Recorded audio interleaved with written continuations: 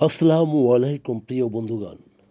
আপনারা নিশ্চয়ই শুনেছেন হাইফা খতম এবং ইরানের অত্যাধুনিক পারমাণবিক প্রযুক্তির রেড লাইন গর্জনে গোটা ইসরায়েল তছনছ।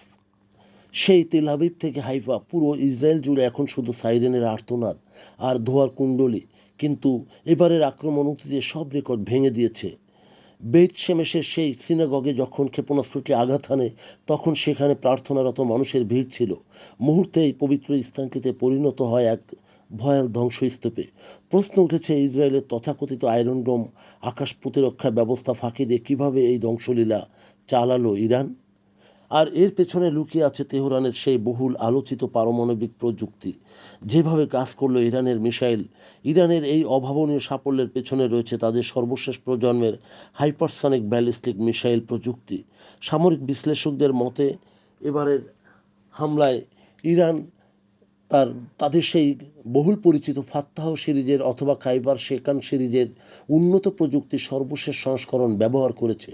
এই মিসাইলগুলো ছিল শব্দের চেয়ে 5 থেকে 10 গুণ বেশি এবং এই ছুটতে থাকা সক্ষম এই ইসরায়েলের অ্যারো বা ডেভিস স্লিং সিস্টেমগুলোকে ইন্টারসেপ্ট পর্যন্ত সময় পায়নি।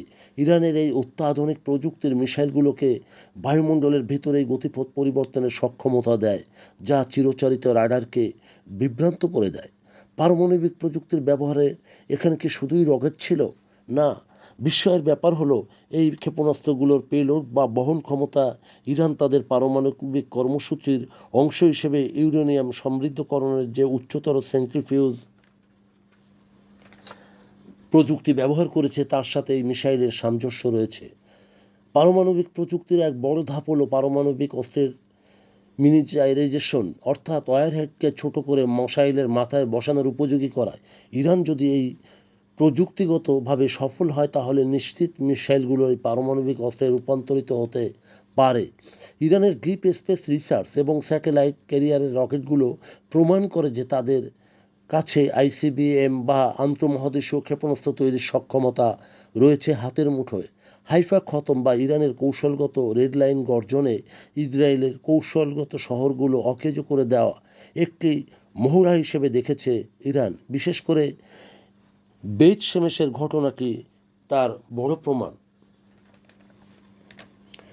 কোনো প্রথাগত প্রতিরক্ষা ব্যবস্থায় এখন আর 100% নিশ্চিত নয়।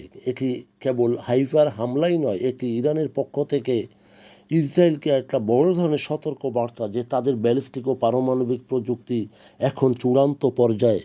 প্রিয় বন্ধুগণ, যদি আমাদের এই তথ্য গল্প আপনার ভালো লাগে তাহলে লাইক এবং শেয়ার দিন এবং আজ আমাদের সঙ্গে থাকার জন্য ধন্যবাদ। আমাদের ফলো দিন এবং সাবস্ক্রাইব করুন।